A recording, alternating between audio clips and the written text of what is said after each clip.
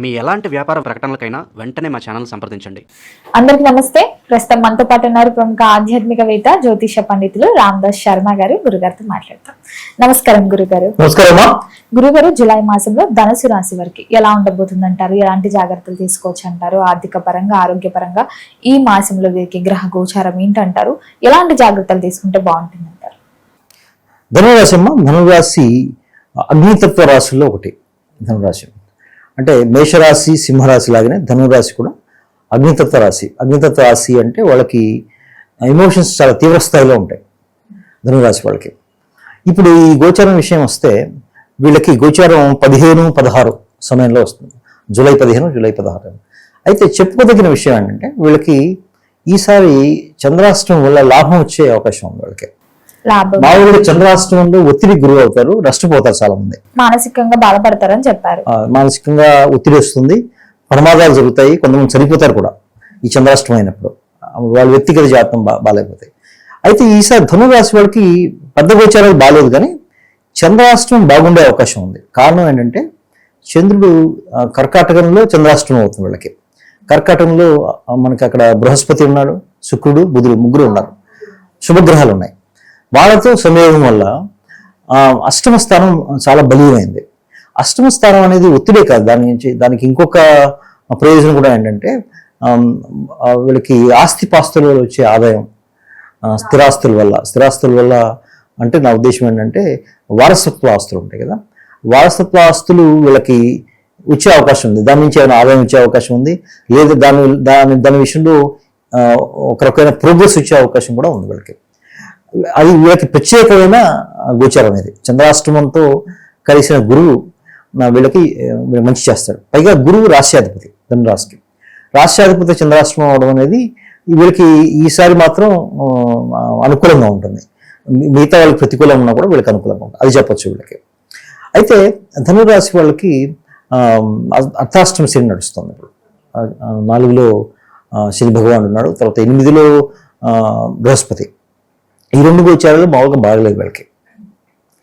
రాశ్యాధిపతి, చతుర్థాధిపతి రాశ్యాధిపతి బృహస్పతి అష్టమంలో ఉండడం వల్ల వీళ్ళకి ఏమిటవుతుందంటే కొంచెం ఆరోగ్య సమస్యలు రావడం, ఈ రాశి వాళ్ళ మదర్కి కొంచెం ఆరోగ్య సమస్యలు రావడం, హాస్పిటలైజ్ అవ్వడం, ఇలాంటి అవకాశాలు కొంచెం ఎక్కువ ఉంటాయి.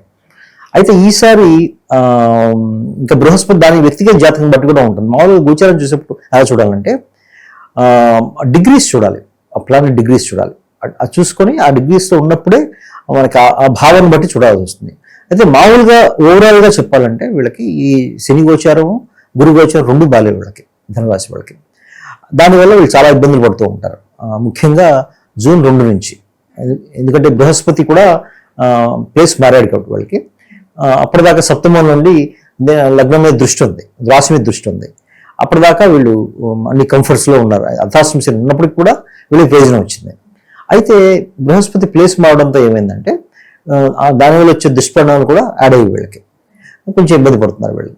సో ఆ రకంగా చూస్తే కొంచెం వీళ్ళకి కష్టకాలమనే చెప్పాలి. అయితే తృతీయంలో రాహు కొంతవరకు మేలు చేస్తాడు వీళ్ళకి. షష్టమంలో ఉన్న కుచుడు వీళ్ళకి కొంచెం మేలు చేస్తాడు, అదైతే బాగానే ఉంది వీళ్ళకి. అయితే వ్యక్తిగత జాతకంలో వీళ్ళకి గురుదశ కానీ శని దశ కానీ నడుస్తున్నప్పుడు ఇవేవి వర్తించవు వాళ్ళకి. ముఖ్యంగా చూడాల్సిన గోచారాలు అవే, గురు గోచారం చూడాలి, శని గోచారం చూడాలి. అవి కాకపోతే మిగతా ప్లానెట్స్ కూడా ఇన్ఫ్లుయెన్స్ చేస్తాయి గోచారాన్ని ఇక్కడ. అయితే వీళ్ళకి సప్తమంలో రవిలో కొంతవరకు మేలని చెప్పాలి. రవి వీళ్ళకి శుభగ్రహం. వీళ్ళకి సప్తమంలో రవి ఉండడం ద్వారా, రవి దృష్టి రాశి మీద ఉండడం ద్వారా కొన్ని వీళ్ళకి మానవ సంబంధాల విషయంలో, అలాంటి వాళ్ళ విషయంలో వీళ్ళకి బాగుంటుంది వీళ్ళకి. సో ఇట్లా ఓవరాల్గా చూస్తే ధనురాశి వాళ్ళకి ఈ మంత్ యావరేజ్గా ఉందని చెప్పాలి, ఒక 40-50%. మరి విద్యార్థులకు ఎలా ఉంటుందంటారు గురుగారు? విద్యార్థులకు కొంచెం స్లోగానే ఉంటుంది మన ధనురాశి వాళ్ళకి. ఎందుకంటే విద్యార్థులకి చాలా సామాన్యంగా ఉంటుంది. వీళ్ళకి అర్ధాష్టమ శని వల్ల ఫోకస్ యావరేజ్గా ఉంటుంది, స్ట్రాంగ్గా ఉండదు వీళ్ళకి. జూన్ దాకా బృహస్పతి వల్ల కొంచెం బాగుండేది, ఇప్పుడు కొంచెం అర్ధాష్టమ శని తగ్గింది అది. నార్మల్ గా వీళ్ళ బిహేవియర్ ఏంటి గురుగారు? వీళ్ళ స్వభావం ఎలా ఉంటుంది ధనుసు రాశి వాళ్ళది? ధనురాశి వాళ్ళు అగ్నితత్వ రాశి కదా, అది వీళ్ళు చాలా డైనమిక్ గా ఉంటారు. చాలా ఫాస్ట్గా కంక్లూషన్స్ తీస్తారు. అయితే వ్యక్తిగతంగా వీళ్ళు చాలా మంచివాళ్ళు, ధనురాశి వాళ్ళు. బృహస్పతి మూలంగా, బృహస్పతి రాశి కాబట్టి, బృహస్పతి ఎప్పుడైతే రాశ్యాధిపతి వచ్చిందో ధనురాశి కానీ మీన రాశి కానీ, బృహస్పతి రాశ్యాధిపతి వచ్చిన రాశి వాళ్ళు హైలీ స్పిరిచువల్గా ఉంటారు. వాళ్ళ థింకింగ్ ఏమంటే ఎదుటి వాళ్ళకి హాని చేద్దామనే ఆలోచన వాళ్ళకి ఉండదు. అయితే వాళ్ళు ముఖ్యంగా ధనురాశి అగ్నితత్వ రాశి కాబట్టి వాళ్ళు ఏంటంటే వాళ్ళకి టెంపర్మెంట్ చాలా స్ట్రాంగ్గా ఉంటుంది, చాలా ఈజీగా డిస్టర్బ్ అవుతారు ఏ విషయంలో అయినా. దాంతో ఏంటంటే వీళ్ళకి చాలా అబద్ధాలు వస్తుంటాయి, తర్వాత మళ్ళీ సర్దుకొని మేము తప్పు చేసామని చెప్పేది కూడా ఉంటుంది. అయితే వ్యక్తిగతంగా మానసికంగా చాలా మంచివాడు, బృహస్పతి కారకుడు కాబట్టి వీళ్ళకి చాలా మంచివాడు. వీళ్ళకి మరి ఆర్థిక పరంగా ఆరోగ్యపరంగా కూడా ఎలా ఉంటుందంటారు ఈ మాసంలో? ఆర్థిక పరంగా సామాన్యంగా ఉంటుందమ్మా. ఆరోగ్యపరంగా కూడా కొంచెం జాగ్రత్త తీసుకోవాలి వీళ్ళు, ఎందుకంటే అష్టమంలో గురువు ఉన్నాడు కాబట్టి కొంచెం జాగ్రత్త తీసుకోవాలి. అష్టమంలో గురువే కాదు, ఇంక 2-3 గ్రహాలు కూడా ఉన్నాయి. సో అష్టమ స్థానం చాలా బలంగా ఉంది ఇప్పుడు వీళ్ళకి. పైగా వీళ్ళకి షష్టమంలో కుజుడు ఉన్నాడు. సో షష్టమంలో కుజుడు ఉండడం వల్ల, అష్టమంలో అనే గ్రహాలు ఉండడం వల్ల ఆరోగ్యం ఎఫెక్ట్ అయ్యే అవకాశం ఉంది. ముఖ్యంగా ప్రాబ్లం ఇదే వీళ్ళకి. అయితే దీనిలో వచ్చే మెరిట్ ఏంటంటే, వీళ్ళకి స్ట్రాంగ్ మెరిట్ ఏంటంటే, వీళ్ళకి ఉద్యోగస్తులు కొంతవరకు బాగుండొచ్చు బృహస్పతి గోచారం వల్ల. మిగతా ఆస్పెక్ట్స్లో ధనురాశి వాళ్ళకి అంత స్ట్రాంగ్గా లేదు ఈ నెల. అట్లీస్ట్ కనీసం అక్టోబర్ దాకైనా కొంచెం వీళ్ళకి అప్స్ అండ్ డౌన్స్ చాలా ఎక్కువ ఉంటాయి వీళ్ళకి. మరి ఎవరికైతే వివాహం జరగలేదో, వివాహ ప్రయత్నాలు చేస్తున్నారో, ఈ మాసంలో ముహూర్తాలు కూడా స్టార్ట్ అవుతాయి కాబట్టి వివాహ యుగం ఉందంటారా? వివాహ యుగం కూడా కొంచెం కష్టమని చెప్పాలి ధనురాశి వాళ్ళకి ఈ మాసంలో కష్టం. ఎందుకంటే బుధుడు ఆల్రెడీ వీళ్ళకి బృహస్పతి వివాహకారకుడు ఈ రాశి వాళ్ళకి అష్టమంలోకి వెళ్ళిపోయాడు. అష్టమం నుంచి తర్వాత 8వ తారీఖు తర్వాత వెనక్కి వస్తాడు, మళ్ళీ సప్తమంలోకి వస్తాడు. 8 తర్వాత అప్పుడు బృహత్ యోగం ఉంది, రవి బుధుడు ఇద్దరు కలుస్తారు సప్తమంలో. ఆ సమయంలో కొంచెం మ్యాటర్స్ ముందుకెళ్లే అవకాశం ఉంది వీళ్ళకి వివాహం విషయంలో. సంతాన యోగం కూడా ఉందంటారా? మరి సంతాన యోగం కష్టం ఈసారి కొంచెం, ఎందుకంటే సంతాన యోగం సంబంధించి కుజుడిని చూడాలి ఇక్కడ వీళ్ళకి.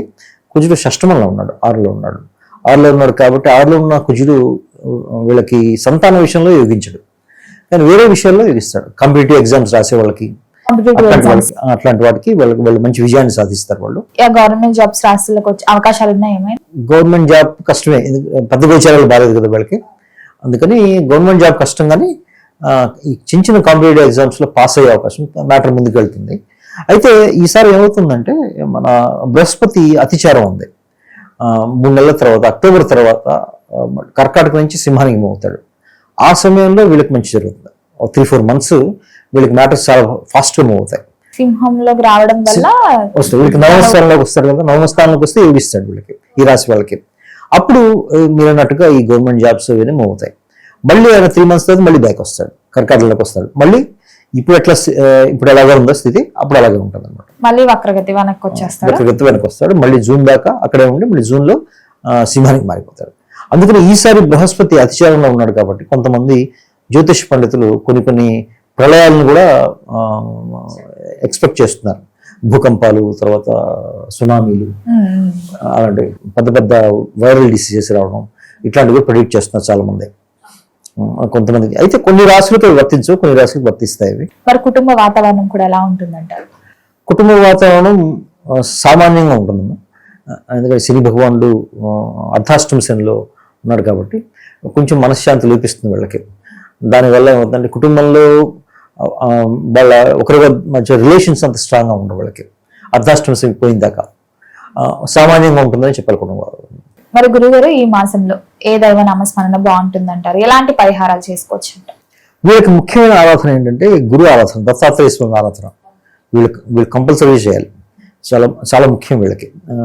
ఏ గురు స్వరూపమైన దత్తాత్రేయ కాకపోయినా కనీసం సాయిబాబా నమ్మేవాళ్ళు సాయిబాబాని చేయొచ్చు. లేదు అంటే మనకు ఉన్న గురువులు ఇద్దరు ముఖ్యంగా, ఒకటంటే దక్షిణామూర్తి, 2 దత్తాత్రేయ స్వామి. చాలా మంది కలియుగంలో దత్తాత్రేయ స్వామి చాలా మంది పూజిస్తారు. ఆయన అవతారాలు చాలా ఉన్నాయి, గానగాపురి వెళ్ళిచ్చే వాళ్ళు చాలా మంది ఉంటారు. ఆయన ప్రార్థన చేస్తే దత్తాత్రేయ స్వామి ఆయన గురువు సంబంధించిన దోషాలు చాలా వరకు తగ్గిస్తాడు. ఆయన గురువే కాదు, ఆయన శని భగవాన్ సంబంధించిన దోషాలు కూడా తగ్గిస్తాడు ఆయన. రెండవది శని భగవాన్ సంబంధించిన అర్చనలు చేసుకోవాలి వీళ్ళు. ముఖ్యంగా శని భగవాన్ సంబంధించిన స్తోత్రాలు చదువుకోవాలి. దశరథకృత శని స్తోత్రం ఒకటి, పిప్పలాదకృత శని స్తోత్రం ఇట్లాంటివి, శివుడికి అభిషేకాలు ఇలాంటివి చేయించుకుంటే వీళ్ళకి ఈ ఆరోగ్యపరంగా వచ్చే ఇబ్బందులు పోతాయి. తర్వాత ఆర్థిక పరంగా వచ్చే ఇబ్బందులు, మనశ్శాంతి మెరుగవుతుంది వీళ్ళకి బాగా ఈ రెండు చేస్తే. సో నేను చెప్పేది ఏంటంటే గురువు సంబంధించి శని సంబంధించి పరిహారం అయితే వీళ్ళు కంపల్సరీ చేసుకోవాల్సి వస్తుంది. గురుగారు, మొత్తం మీద జూలై మాసంలో ధనుసు రాశి వారికి ఎలా ఉంది, ఎలాంటి జాగ్రత్తలు తీసుకోవాలి, ఏ దైవ నామస్మరణ చేయాలో తెలియజేసినందుకు ధన్యవాదాలు. ధన్యవాదాలమ్మా.